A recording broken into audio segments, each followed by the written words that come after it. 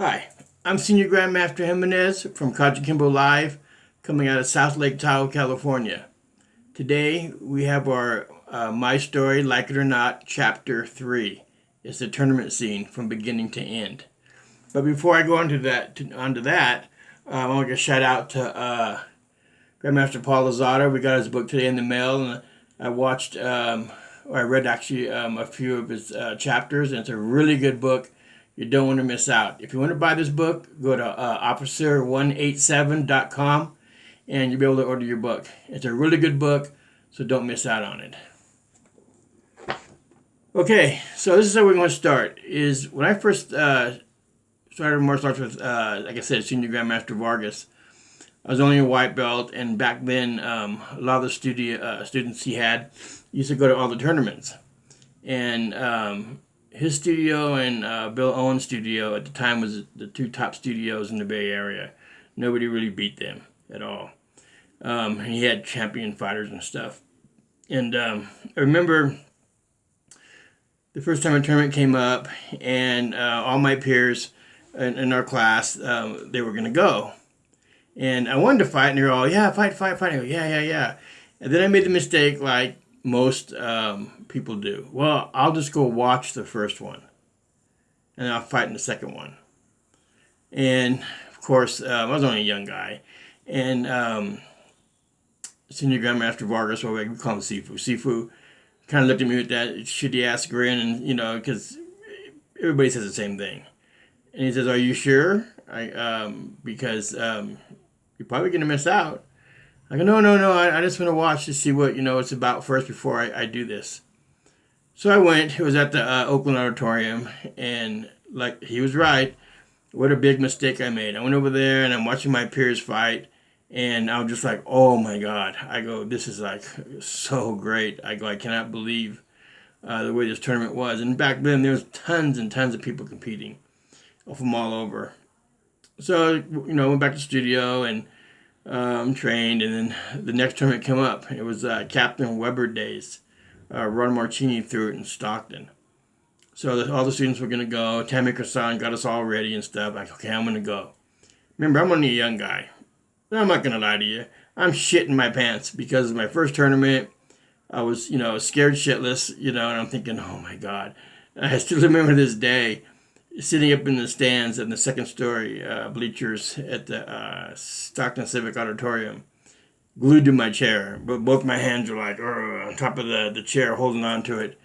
And, I kept telling Tammy, win, when's the next one? Don't worry. And I'm going down there and I'm watching all my peers warming up, and they're just having a jolly old time. And I'm thinking, oh my God. Anyway, they call my division. So I go down there. And there's quite a few people in the division.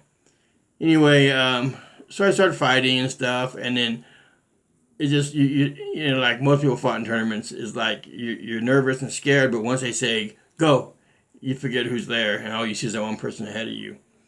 Anyway, long story short, I wound up beating everybody, and I took third place, and I could not believe that. I got this big old trophy. And it was only third place, but it was still, I placed. And my peers, they all lost. And I remember going back to my seat in like an awe, like tear-like an awe. I just couldn't believe it. I'm holding this big trophy. And I had it for years until my fire. So that was my first tournament. So I went home, and I was excited to show my mom and dad, they were all excited. And then back then, you always brought your first trophy into the studio.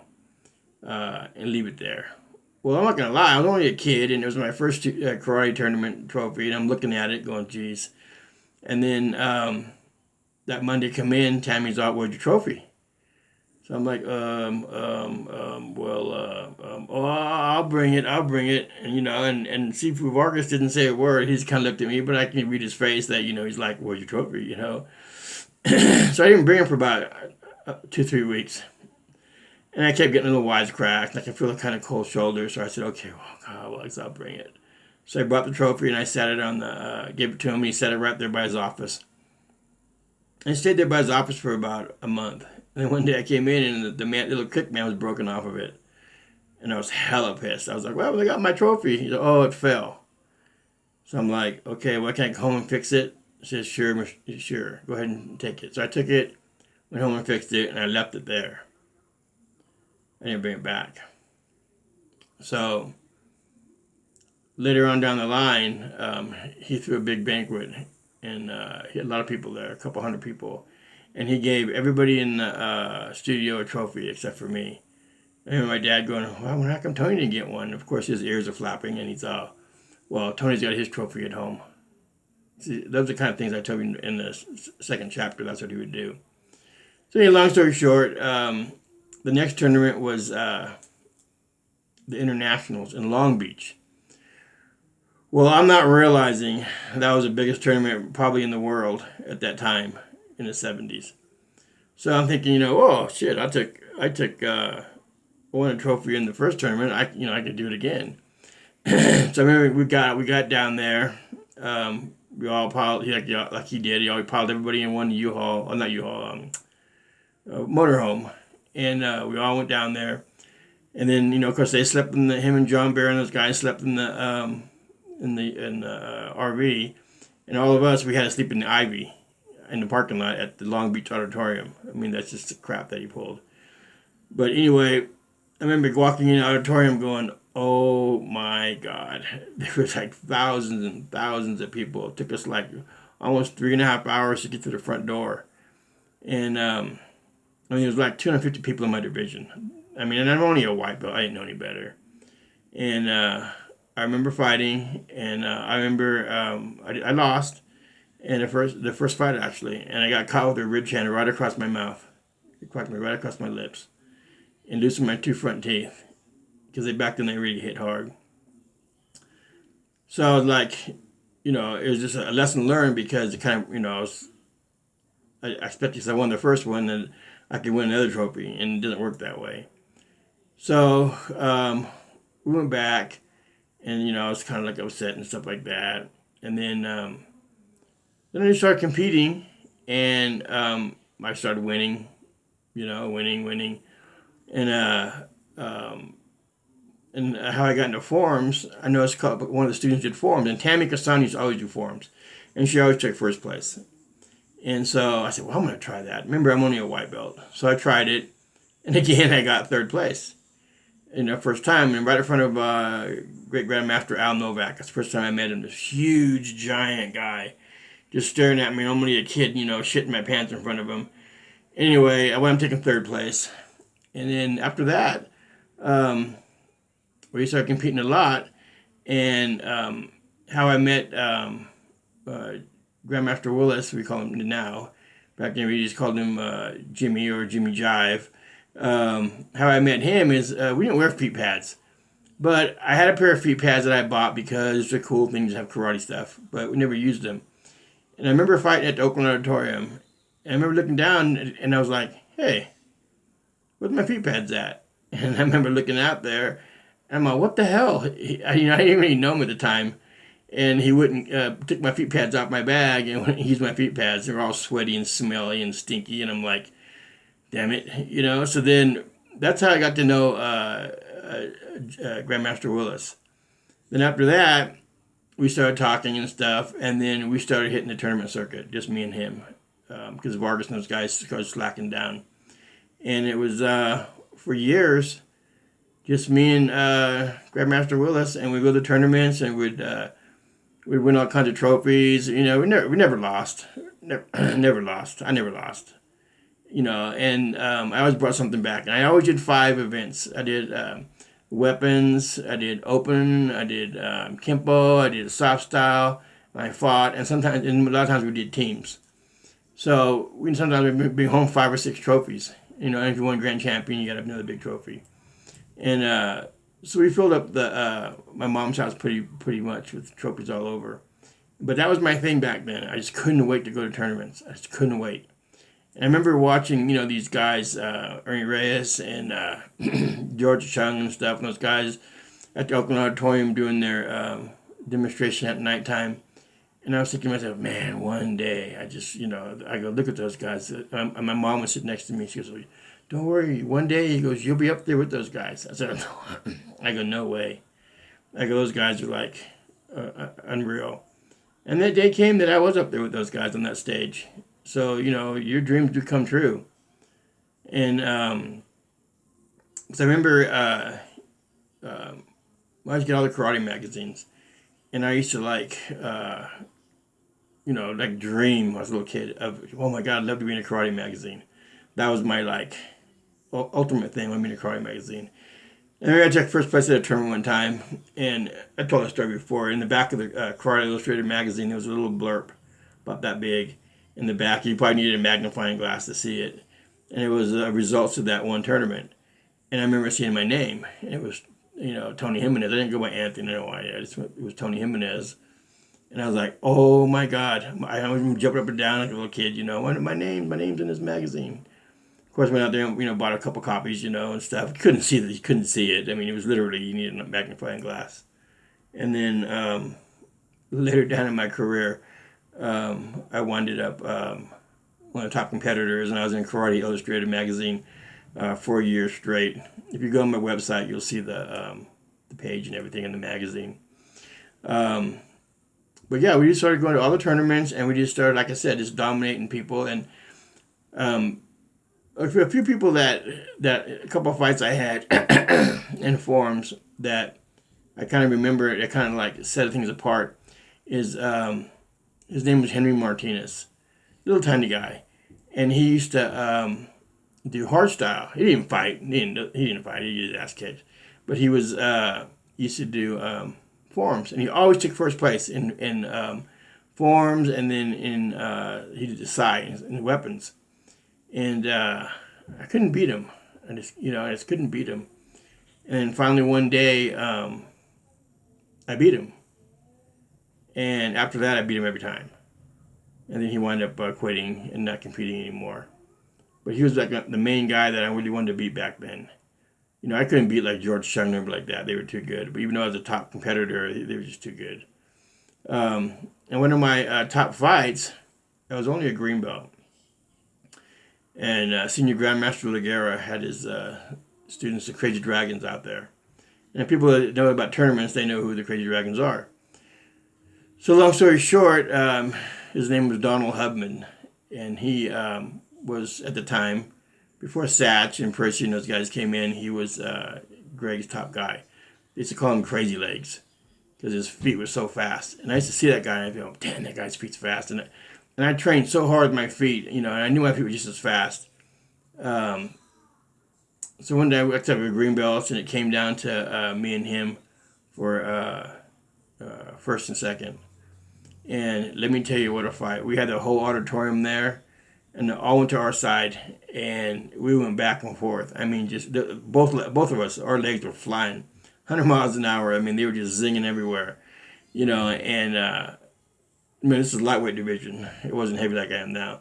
And we went back. Finally, I wound up beating him. And that was probably one of my best fighting trophies that I had, was beating him, because at that time he was their top fighter. And then after that, the first time I ever fought black belt division, me and him was the first one to fight, and I beat him again. And then, but those are the kind of fights that I kind of remember a lot. Was those. And then just competing all over. I just couldn't wait to do it. And the same thing with Grandmaster Willis, it was just me and him every tournament until he went in the Army. And then it wound up being myself. And I would take a couple of little students from Vargas's that wanted to go. And that was it. And a lot of tournaments, I went by myself. All my stuff. Then my mom would come with me and stuff sometimes, and my dad. And... we enjoyed that. And like I said, I wound up being one of the top competitors, in the 80s and 90s, and, they were really good times, And then the reason I kind of slowed down a lot was I wound up having my own studio. And myself, like a lot of times I would compete. It would be kind of cool. I'd be competing for, let's say, Carter Grand Champion. And one of my black belts, Tony Virchev, or Grandmaster Baca, would be fighting for Grand Champion black belt division. So I take Grand Champion, they take Grand Champion. So we bring home both trophies, big old trophies and stuff. I remember one time I took a 6 foot. I was bigger than 6 foot trophy, and I drove my Rolls Royce to the tournament, and it was so funny it wouldn't fit, so I had to put it through one window and out the other window, and we had to drive home on the freeway in that car with that trophy hanging out. It was at Tony Daniels' tournament. I took grand champion in fighting, and that's how I got the trophy back home. But it was just kind of funny on that. But I started watching. I started getting more interested in watching my students compete than more myself. I got more excited that way. And my students, we trained hard at our studio, and I had about 11 students that would go to every weekend to go to tournaments. We had a lot of students, but we had about 11 of them every weekend. They would go, and it was like Eric Souza, Doug Catani, Alex Shepard, Grandmaster Baca, who else? Jeff Gilbert, Rusty Keppard, Jim Burns, and a few other ones. And it was kind of cool because we'd start like from Pee Wee Division in the morning. And I'm not bragging, it's just fact. We started like in the Pee Wee Division, first place. In junior divisions, first place. Teenage, first place. All the way up to the black belt division, first place, grand champion. My guys always did this. And we kind of dominated the tournament circuit for a long time. We just, about 11 of us, like I said, and from little kids all the way up, and you always took first place and beat everybody. And then if I competed, I took first and a grand champion and stuff. And then we did that for like almost 20 years. Every weekend, we were at all the tournaments and stuff like that. And I put out some top black belts. I put out Jim Burns, that wound up being California State champion 5 years in a row. Grandmaster Baca, that's taken I don't know how many grand champions. Doug Catani, he's went from little guy to black belt division, taking grand champion. Then he went to West Point, and he was on the Army West Point team in karate and dominated that. Alex Shepard, he competed a lot with us, and he was a banger. He was only a blue belt, but he'd well away, take first place. Couldn't wait till the next one comes. So it just went on and on and on and on, and that's what we did for the tournament scene, and it was just an exciting time because we just couldn't wait. And like I said, the California Karate League, Doug Catani, Eric Souza, Jim Burns, Rusty Keppard, they all took California Competitor of the Year, and we had probably I had about 1,000 trophies all in my studio before it burnt down. Wrapped the building, and I didn't have that thing. You had to bring your first trophy in. Tony Virchev would bring him in a lot of times. He's grand champion, put him in the window and stuff. But most of the time, I just told him, no, you keep your trophies at home, because I knew how it felt like when senior Grandmaster Vargas did that to me, But it was just fun. And then, like I said, one of the first times that I was in. My picture was in Karate Illustrated magazine.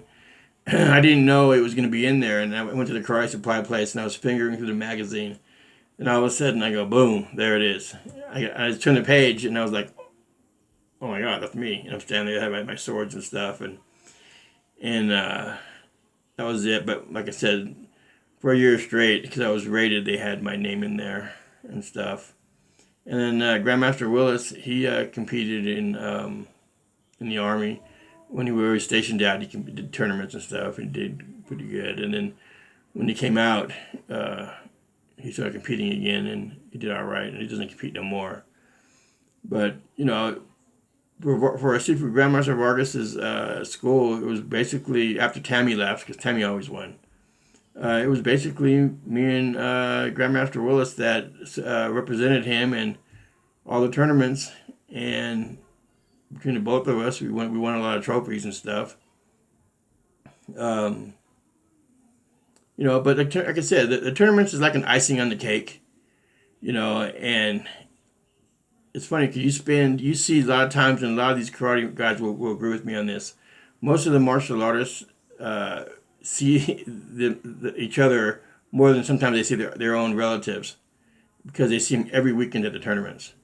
And no matter where they're at, I don't care if they were in San Francisco, the next weekend they were in Fresno or Las Vegas or wherever, we went. But the difference is now compared to then. Back then, when you went to a tournament, there was a lot of people. So when you took third place, second place, and I very seldom ever took third. I took those, when I first started, I took those 2/3. But after that, I usually took first or second, always. I usually always first. I took like 35 first places in a row in time.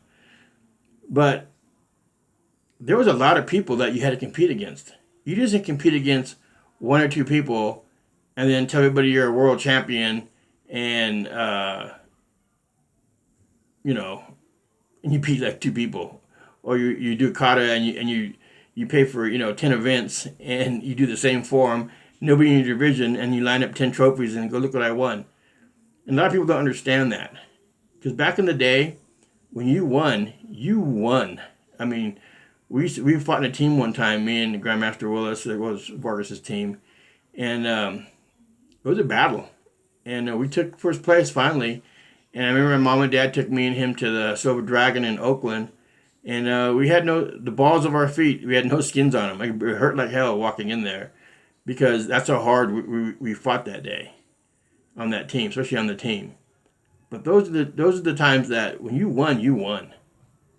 It was exciting. You came home, you're bruised up or whatever, you're hurt. Like I said, I broke my little toe and I was only a purple belt. My mom wrapped it up, let me get out there. I got 2 more fights to go.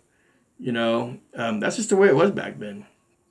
Like I said, when we first started, we didn't wear hand pads or shin pads. We wore shin pads. We didn't wear feet pads. I wore shin pads. I wore hand wraps, and I'd wrap medical tape on there. I told the story already. So it would hit, and of course, in a mouthpiece and a cup. I always wear a cup. That was mandatory in our studio. You had to have a cup on. I know a lot of people didn't. I remember I fought. I was only in brown belt. I fought the Armed Forces tournament in San Francisco, and it was only at that time. I think I must have been about 19, 20, something like that. And